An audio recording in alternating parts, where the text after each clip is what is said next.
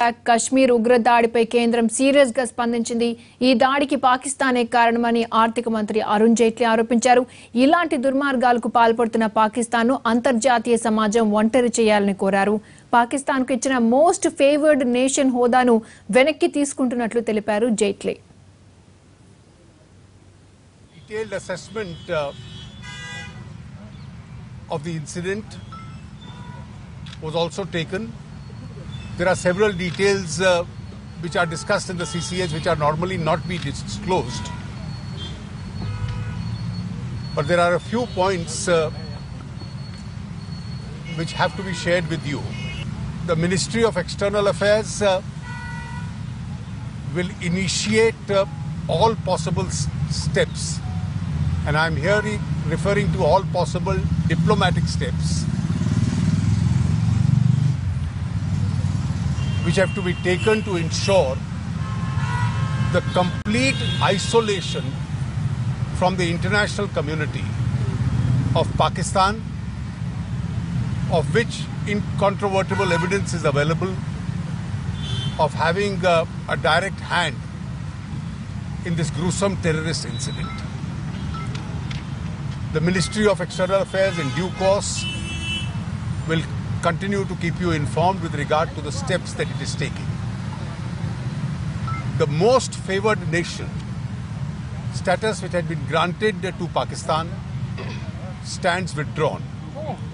The Ministry of Commerce will issue the necessary communications in this regard. The Ministry of External Affairs will also engage with the international community to make sure that the comprehensive convention on international terrorism, which has been pending for over 3 decades before the United Nations, particularly because of the definition of the word terrorism, is now adopted at the earliest. As far as our security forces are concerned, they will be taking all possible steps. Firstly, to ensure that full security is maintained, and secondly, to ensure that those who have committed this heinous act of terrorism and those who have supported it actively are made to pay a heavy cost for it.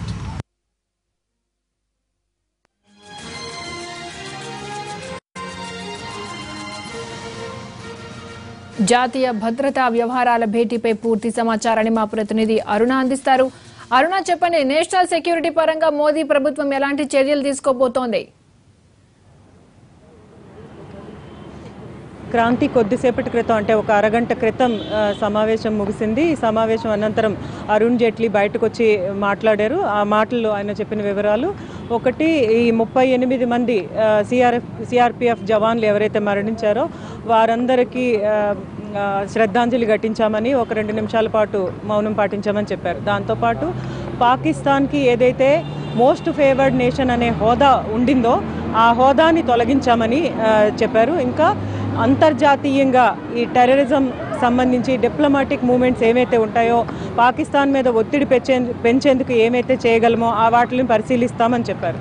ఇది కాకుండా కొద్దిసేపటి క్రితం prime minister మాట్లాడినప్పుడు కశ్మీర్లో జరిగిన ఈ మొత్తం సంఘటనని పరిశీలించామని, అక్కడ సైనిక బలగాలకు పూర్తి స్థాయి అధికారాలు ఇచ్చామని, అక్కడ టెర్రరిస్ట్ యాక్టివిటీస్ని మొత్తం ఇరాడికేట్ చేసేలాగా, టెర్రరిస్టులందరినీ మట్టుబెట్టేలా చర్యలు తీసుకునేందుకు సైనికులకు వీలున్నంత అధికారాలన్నీ ఎక్కువ కల్పించామని చెప్పడం జరిగింది.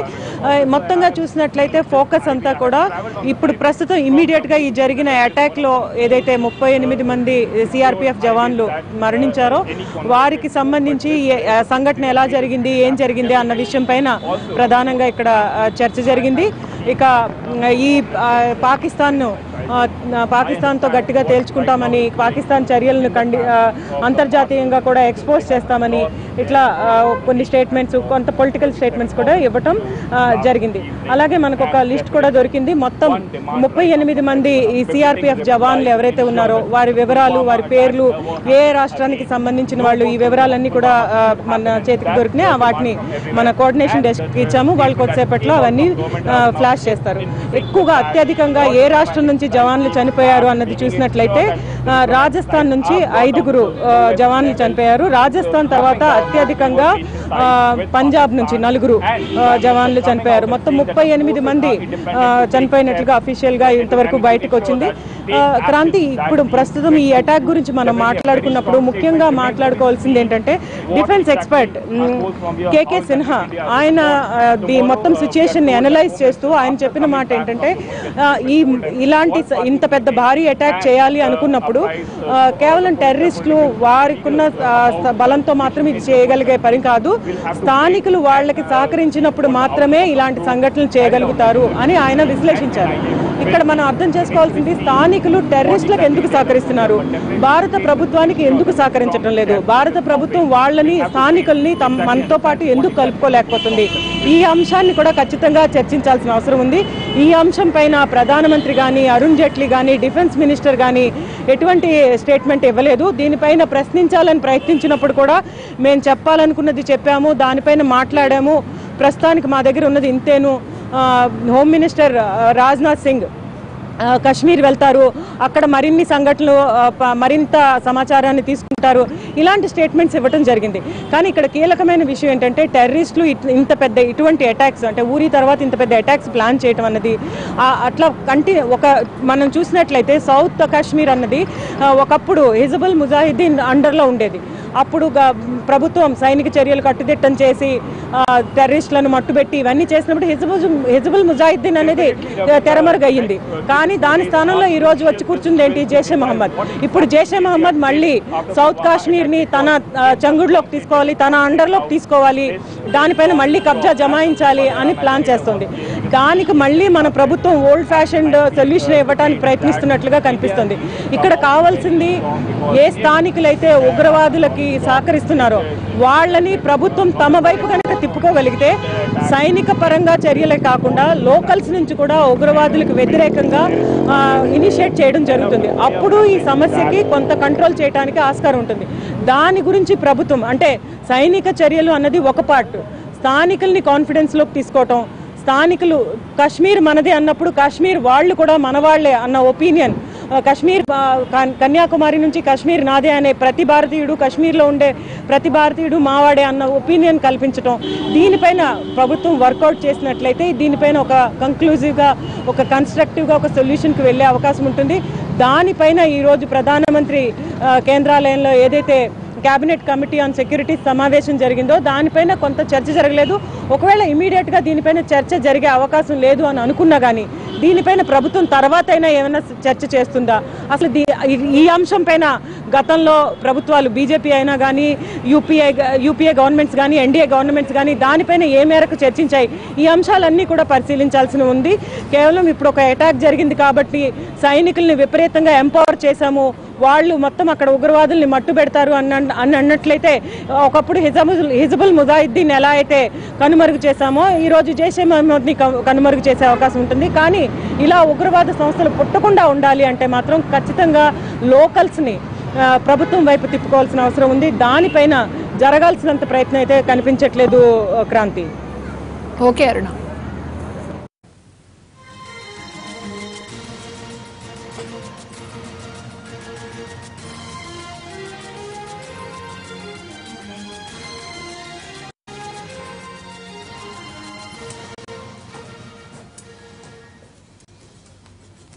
పుల్వామా ఉగ్రవాద దాడిని తీవ్రంగా ఖండించారు ప్రధాని మోదీ.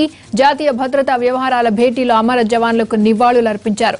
జవాన్లకు ప్రధాని సహా మంత్రులంతా 2 నిమిషాలు మౌనం పాటించారు. పాకిస్తాన్ ప్రేరేపిత ఉగ్రవాదం పీచమణిస్తామని అన్నారు మోదీ. పాకిస్తాన్ కు ఇచ్చిన మోస్ట్ ఫేవర్డ్ నేషన్ హోదాను వెనక్కి తీసుకున్నామని తెలిపారు. అమరవీరుల త్యాగాలను వృధా కానివ్వ